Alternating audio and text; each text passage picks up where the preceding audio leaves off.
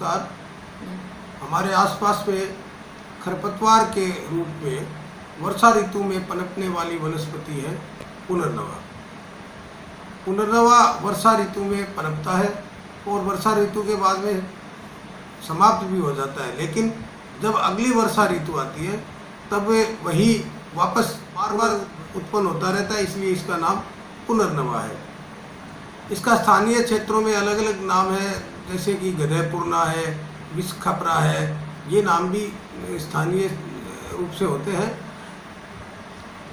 कहने को पुनर्नवा खरपतवार है, लेकिन इसके औषधीय गुणों की बात करें तो यह शरीर के लिए बहुत ही उपयोगी वनस्पति है। पुनर्नवा यकृत विकार, गुर्दे की बीमारी, ARF और CRF जिसे गुर्दे का फेल होना कहते हैं, गुर्दे की पथरी, सूजन, पेशाब में संक्रमण, पेशाब में जलन, इनके उपचार में बहुत कारगर औषधि है। मोटापे को घटाता है, आँखों के लिए, हृदय के लिए, पेट की बीमारियों के लिए, यानी शरीर के समस्त अंगों के लिए पुनर्नवा बहुत ही लाभदायक है। पुनर्नवा की तैयार औषधियाँ बाज़ार में आती हैं, वो एक अलग विषय है, लेकिन हमें ये जानना है कि पुनर्नवा का हम घर में औषधीय कल्पनाएं करके किस तरह से हम काम में ले सकते हैं, और यही हमारा इस वीडियो में बताने का उद्देश्य है। तो श्वेत पुनर्नवा की जड़ को अलग कर लें और उसको साफ कर लें, फिर उसे सुखाकर पाउडर बना लें। पाउडर को रख लें, एक एक चम्मच सुबह शाम इस पाउडर का लिया जा सकता है।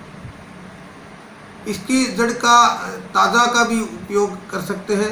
तो ताज़ा जड़ को छोटे छोटे उसके टुकड़े करके और थोड़ा पानी मिला करके उसको मिक्सी में पीस लें।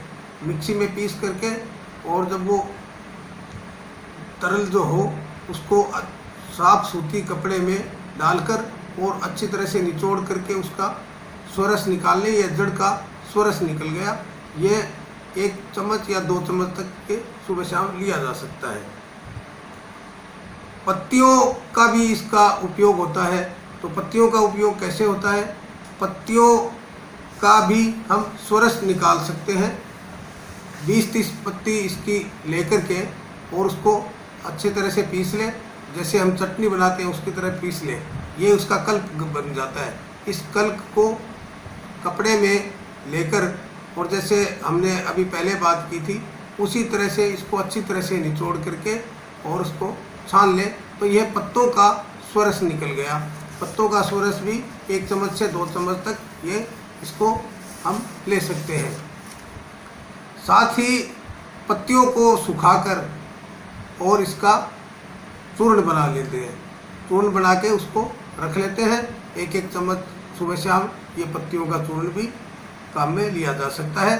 पत्तियाँ की जो कल्पनाएं हैं वो विशेष करके पेट की बीमारियों में, जैसे अम्लपित्त है और भूख नहीं लगना है, पेट में गैस बनना है, आफरा आना है, इन बीमारियों में ये काम में आती है। पत्तियों को साफ करके और उनकी भाजी यानी सब्जी भी बना के खाई जा सकती है। जैसा कि आप इस चित्र में देख रहे हैं, ये पुनर्नवा की ये स्वरस कल्पना और सब्जी का ये चित्र जो इसमें लगाया हुआ है, उसमें ये पुनर्नवा के सभी प्रकार के घरेलू उपयोगों के बारे में इसमें बताया हुआ है। तो आप इसका वनौषधि का अपने घर में वैसा उपयोग करें और उससे स्वास्थ्य लाभ लें।